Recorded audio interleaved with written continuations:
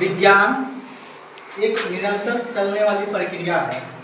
ये पूछा जाएगा किसने कहा, इसका उत्तर हो जाएगा अल्बर्ट आइंस्टाइन। विज्ञान एक निरंतर चलने वाली प्रक्रिया है, ये किसने कहा, तो अल्बर्ट आइंस्टाइन। आप लोग भी बोल सकते हैं। अब आता है जो अभी का चैप्टर का जो सबसे इम्पोर्टेंट भाग है वो है मापन। क्या है, मापन। मापन ये सबसे इम्पोर्टेंट भाग है, हमको इसी को समझना है। तो मापन के लिए जो है ना, आप लोग इमेजिन करते हैं, आप लोग इमेजिन करवाते हैं कि मान लो कोई भी सामान खरीदने के लिए गया, राइट, सामान खरीदने के लिए गया किराना दुकान में, और उसकी मम्मी ने बोला कि जाओ 20 रुपये के चावल ले आओ। क्या ले आओ, चावल। तो दुकानदार के पास गया लड़का, बोलता है चावल दो। तो दुकानदार पूछता कितना, अब उसको तो पता नहीं है कितना का मतलब क्या होता है, तो बोलता है कितना, तो बोलता है कितना, बोलता है इतना। अरे इतना तो कितना, तो मतलब इतना कितना क्या हो रहा। दुकानदार माथा पकड़ लिया, अरे बाबा कितना लेना है। फिर बच्चा बोला इतना। क्यों, क्योंकि उसके मतलब नहीं बता रहा है। अब तुम मान लो कि तुम यहाँ से घर गए हो, घर से जाने के बाद जो है कुछ न कुछ यहाँ से दूरी होगी, और वो दूरी जो है आप बोलते हो 500 1000। तो 500 1000 क्या, 500 1000 क्या, किलोमीटर।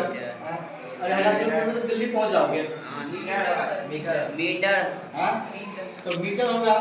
ये मीटर क्या है, मापन। मीटर मापन है ना, ये एक प्रकार की इकाई है। तो इसका मतलब ये है कि मैंने ये कहना समझाना चाह रहा हूँ, अगर आप दुकान के पास जाते हो, दुकानदार के पास बोलते हो चावल दो, तो इतना, तो कितना जैसे प्रश्न आ जाता है इतना कितना में, तो ये जो है अर्थहीन हो जाता है। और मैं बोलता हूँ मैं यहाँ से ऐसे गया और ऐसे आया और 5 चला, तो 5 क्या चला, इसका कोई मीनिंग नहीं होता है, यह अर्थहीन हो जाएगा। तो इसको अर्थ देने के लिए क्या हुआ कि एक घटना घटी अंतर्राष्ट्रीय स्तर पर। अंतर्राष्ट्रीय स्तर पर इसको जो है छोटी सी कहानी से बताते हैं ताकि आप लोग और आसानी से सीख पाओ।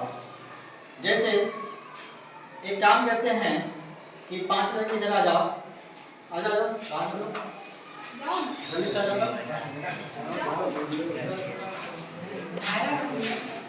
हाँ चलो, 4 से हो जाएगा। इसको मान लो ये इंडिया है, ठीक है, यस सर। इसको मान लो ऑस्ट्रेलिया है, इसको मान लो न्यूजीलैंड है, और इसको मान लो साउथ अफ्रीका है, ठीक है। अब क्या किया, इंडिया के लोग बहुत ज़्यादा मेहनती हैं, खेती करना शुरू किया, और इसने आलू का फसल उपजाया। क्या किया, आलू का फसल उपजाया, तो चारों लोग उपजाया, तो इंडिया में एक फसल सबसे ज़्यादा हुआ, ठीक है। तो ये 1 केजी आलू जो है बेचा, तो इतना आलू दे दिया, कितना दे दिया, इतना। ये 1 केजी आलू बेचा, इतना बेचा, ये बेचा तो इतना बेचा, और ये जो है कितना बेचा, तो माप तो सब अलग अलग हो गया। तो क्या करने लगा कि ये जो है ये बहुत तेज निकल गया। ये कहा कि अरे इंडिया में 1 किलो आलू का इतना होता है, चलो 1 किलो जो है आलू यहाँ से खरीद के ले आते हैं। तो इतना आलू खरीद के ले आया और यहाँ पर आया, और इसके पास यही क्या किया, जाके इसके पास जाके इतना आलू बेच दिया, ये इतना आलू बेच दिया। इंडिया वाला देखा, अरे ये तो गलत हो रहा है, हमसे इतना आलू ले जा रहा है और ये इतना करके 3 आदमी को बेच रहा है, और महंगाई बेच रहा है। ये भी सीख लिया, इससे हम क्यों खरीदें, चलो इंडिया से खरीद लेते हैं। तो इसको आ गया गुस्सा, अरे बाबा ये तो मेरा बिजनेस में चौपट करेगा, नहीं छोड़ेंगे, नहीं छोड़ो। तो इसने क्या किया, कहा नहीं, कोई अंतर्राष्ट्रीय स्तर पर मीटिंग होगा, इसको भी बुलाया, इसको भी बुलाया, इसको भी बुलाया, कहा हमको नहीं मिलेगा तो तुमको भी नहीं देंगे, या तो हम अकेले लेंगे। तो इंडिया वाला समझ आता है इसका मौका का फायदा उठाएगा। फिर ये सब डिस्कशन किया कि अगर 1 किलो आलू लेना है, अगर 1 किलो आलू में इंडिया इतना देता है, तो ये भी इतना ही देगा, ये भी इतना ही देगा, ये भी इतना ही देगा, ठीक है, ऐसा नहीं कि कोई इतना दे दे, ये इतना दे दे, इतना दे दे, इसका मतलब हो जाएगा कि गरीब बन जाएगा, वो तो अमीर बन जाएगा।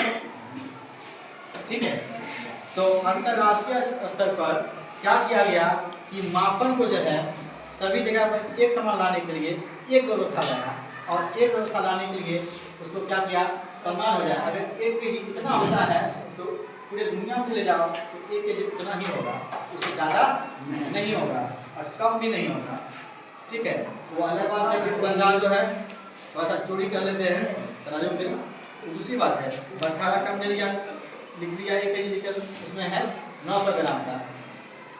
तो मापन जो है जब अंतर्राष्ट्रीय स्तर पर सब विभिन्न देशों का लगभग जो 189 देश मिलकर जब मीटिंग किया, मीटिंग करने के बाद जो है कहा कि मापन के लिए एक इकाई की आवश्यकता होती है। किसकी आवश्यकता होती है? इकाई की आवश्यकता होती है। जब हम उस इकाई को लाएंगे तो उससे जो है मापन जो है स्पष्टीकरण हो जाएगा, स्पष्ट हो जाएगा। जैसे मैंने बोला कि आप विद्यालय से अपने घर गए और बोला 500 गए, तो 500 गए जैसे ही बोले तो वो अर्थहीन हो गया। क्या हो गया? अर्थहीन हो गया। लेकिन जैसे ही हम बोले कि अपने विद्यालय से 500 मीटर गए तो अर्थ हो गया। तो 500 मीटर जो है इंडिया तो समझा ही समझा, ठीक है, 500 जो है ये भी समझ गया, 500 ये भी समझ गया, 500 भी समझ गया। तो ठीक है, मतलब उसको समझ में आ गया। अगर इंडिया का पहले क्या था मापन, कि 3 सिस्टम चलता था मापन के लिए। एक होता था कि किलो के हिसाब से चल रहा था, तो इंग्लैंड में चल रहा है पाउंड, ठीक है, कहीं ग्राम चल रहा है तो वहाँ कहीं लीटर चल रहा है।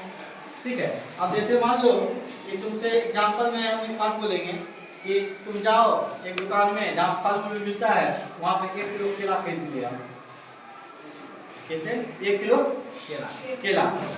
हो सकता है कि न्यूजीलैंड में केला जो किलो के हिसाब से मिलता हो, तुमको तो हंसी आ गया, केला 1 किलो मिलता है, दर्जन के हिसाब से मिलता है, कहाँ लगा? बेवकूफ है। हाँ, ठीक है कि नहीं? अब कोई जो है कद्दू देख लो, पहले 20 के हिसाब से मिलता था, तो वो जगह हो सकता है कि 20 के हिसाब से। आजकल यहाँ पे इंडिया में लोग बिजनेस करना शुरू कर दिया, तो कद्दू किलो के हिसाब से भी मिलने लगा। अरे छठ पूजा के समय में, छठ पूजा के समय में फिर कद्दू का शॉर्टेज हो जाता, तो इतना बड़ा कद्दू जो 100 रुपये में भी मिलता है, किलो के हिसाब से मिलता है ना, किलो के हिसाब से। और केला भी किलो के हिसाब से मिलता है, ऐसा मत समझ रहा है, इंडिया में भी मिलता है। ठीक है, लेकिन जो देखा है वही समझेगा। चलिए आप लोग देखिए, मापन को किसी वस्तु को मापने के लिए, किसी वस्तु को मापने के लिए हमें किसकी आवश्यकता होती है? इकाई की आवश्यकता होती है। जब तक इकाई नहीं मिलेगा तब तक वो वस्तु का माप जो है अर्थहीन हो जाएगा। क्या हो जाएगा? अर्थहीन हो जाएगा। अब जो है मापन किसको करना है? ठीक है, किससे हम मापेंगे? तो मापने के लिए तो कुछ तो होना चाहिए ना। तो भौतिक वस्तु को मापने के लिए, इसको मापने के लिए अब जो है ऐसा है कि हम हवा को भी माप सकते हैं और पानी को भी माप सकते हैं। ठीक है, हवा है उसको माप सकते हैं। कैसे मापेंगे? एग्जाम्पल में तुम सोच लो कि एक काम करते हैं, एक बैलून ले लेते हैं, ठीक है, और बैलून का जो है वजन करते हैं। वजन करेंगे तो उसका वजन कुछ और होगा, उसमें फिर बैलून को फूक फूक के भर देंगे, फिर उसका वजन करेंगे तो उसका वजन कुछ और होगा। इसका मतलब हवा वजन है। ठीक है, तो हवा का वजन तो हवा को किसमें मापेंगे? ये सारी चीज़ जो है विषय में मापन करने के लिए, किसी चीज़ का स्पष्टीकरण करने के लिए मापन की एक आवश्यकता होती है। और मापन में सबसे पहले आता है इकाई। क्या आता है? इकाई। चलिए इसको स्टॉप कीजिए।